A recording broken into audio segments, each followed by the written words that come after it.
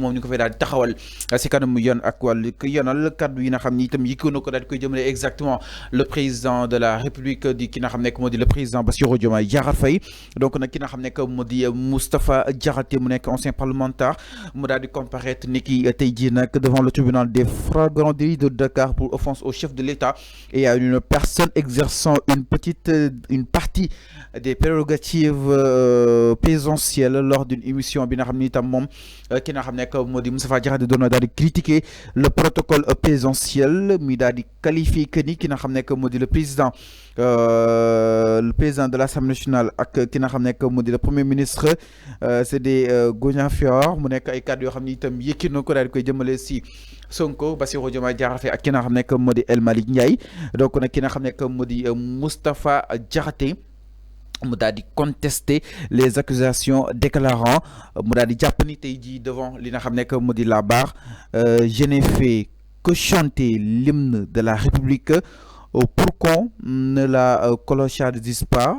Un Gognafioor est quelqu'un qui ignore ce qu'il fait maanaam Gognafioor enfin mooy koo xam ni li muy def peut-être xamu ko concrètement foofu la ko utiliser donc un président peut se tromper président mën na tromper wu di def loo xam ni peut-être xamu ko wala kon nekk si exactement parce que nit rek la nit day juum d'après Moustapha Diakhaté mu daal jàpp ni moom nag moom nee na il faut respecter le président de la République.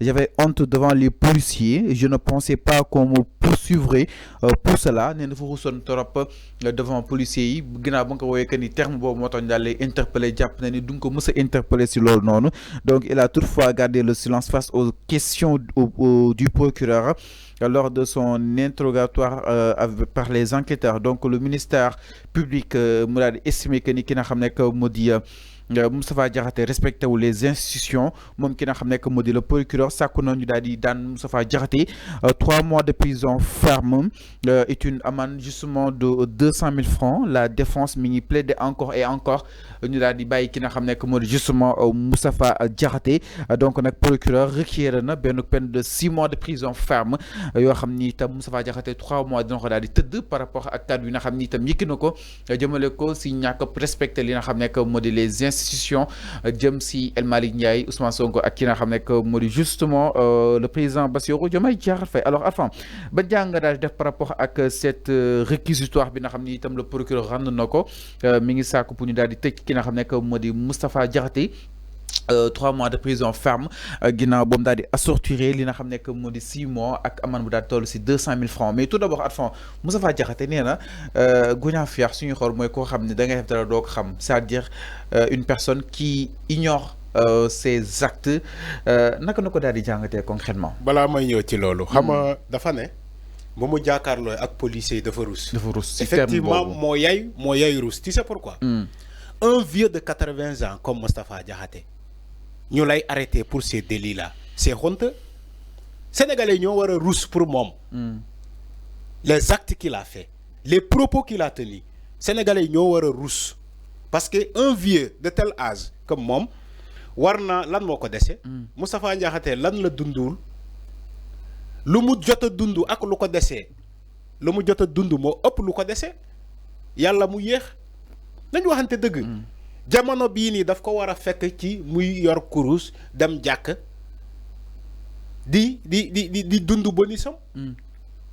mais loolu la comment un tel vieux là après avoir passé par l'Assemblée nationale mu incarner cette institution nekk président du groupe parlementaire de Benno Bokk Yaakaar pendant 5 ans sinon plus.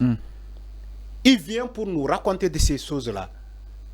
Normalement, c'était lui le premier à respecter le président de la République, Moustapha Diakhaté, parce qu'il devait connaître cette institution. Mais pourquoi il ne l'a pas fait? Nous avons des délits, surtout il dit des choses, nous arrêtons, libérons, il répète la même chose. Un vieux de tel âge comme lui, il a des enfants. C'est tellement honteux. Comme les activistes là, comme je ne sais pas, les activistes là. Nous avons des César de propos. Nous avons il faut que Magui aide pour nous. Mais un tel vieux, ñu jàpp la ci ay propos yu malsains. Après, tu dis que oui, Gougnafia, tu tentes même d'expliquer Gougnafia. Ce terme est technique, est trop technique. Trop technique. C'est lui qui l'a créé. C'est Moustapha Diakhaté qui a créé ce mot-là. Sa perception. Non, attends. Devant 18 millions de Sénégalais, tu nous dis que Gougnafia, le signifie c'est technique. C'est comme si il a créé. Même si vous avez Olof, il a créé Olof. Amna ñu gëna dégg Olof moom Moustapha Diakhaté. Pourquoi il nous explique ces choses-là? La police n'a pas besoin d'une séance d'explication de ce mot-là. Parce que même si le mot est scientifique, est tellement technique, on a une police scientifique. On a une police des mœurs. On a la section de recherche. On a la DIC qui peuvent chercher des éléments nécessaires pour la signification de ce mot Gougnafia. On sait comment ça se passe dans ce pays. Encore une fois, Fallo, Moustapha Diakhaté, il doit respecter le président de la République. Parce que ce n'est pas la première fois. On nous dit une fois n'est pas coutume. Le vieux là, c'est comme ça. Hein? C'est comme ça qu'il procède. Li moy jikom, ngeen bal len ma. Mom Moustapha Diakhaté, li moy jikom. Li moy jikom. Su nekkulon mag, dama koy ne dafa rew. Ngeen bal ma.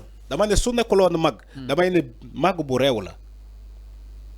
Parce que tu ne peux pas avoir un tel âge. Yow ñu lay japp ci ay offense au chef de l'État. Ay atteinte xawma. Non, mais c'est pas sérieux Fallou. C'est pas sérieux. Le protocole présidentiel bi nañ ko respecté. Dama ne jiital Diomaye taxi El Malick Sonko nekk ci ginnaaw. Fallou. Il a été jugé. Ses propos ont été jugés irrespectueux envers le président. Fallou, le protocole du palais ou bien le protocole du président de la République, c'est pas Moustapha Agnès qui l'a créé. C'est écrit dans quel article? C'est la question que je pose. Non, Arfan, si non, c'est pas président Zorcé Boudougou, que nous Dougouti, exemple. Fallou, il parle pas dans ce sens. Il faut pas détourner le débat. Man ma gëna xam li may wax. Tu peux pas me manipuler ou manipuler les Sénégalais. Moustapha Diakhaté ne parlait pas dans ce sens. Il dit le protocole du président de la présidence. Il dit le protocole de la présidence. Premier président Moïse Djitou, top petit président de l'Assemblée nationale, top petit premier ministre, bon pareil, amuñu droit à rétan. C'est ce qu'il a dit. C'est écrit dans quel article? Bu fekkee moom Moustapha Diakhaté moo ñu gën a jàng droit wala moo ñu gën a jàng ce protocole présidentiel nañu wax ci ban article la ñu bind loolu lii mooy manipulation bi non lii mooy manipulation bi ban article la ñu bindee loolu lui qui connaît même pas l'État. Je suis désolé, Moustapha Diakhaté il connaît même pas l'État. Il connaît même pas la structuration de l'État. C'est des gens qui sont là parce que ils ont eu l'occasion d'être des politiciens. Ils ont le savoir. Ils n'ont même pas le savoir.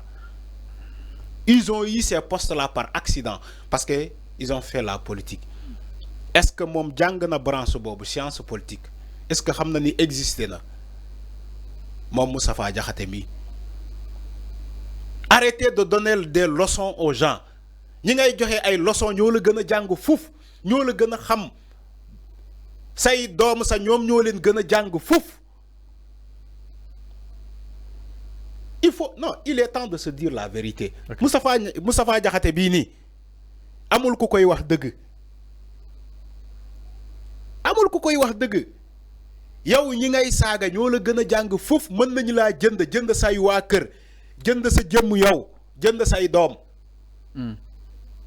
Alors, yow ngay tok di len saga woy ñom ñoo xamul protocole présidentiel yow jango ko xamoo ci ban article la nek do mësa wax ci plateau ni que ci article bi lañuy bind protocole présidentiel lolu moy manipulation. Alors Arfan si li ñu destini batay Arfan s'il te plaît ginaaw li nga xam nek modi mur bu nu mel du côté de la Russie dañuy daal di jàll batay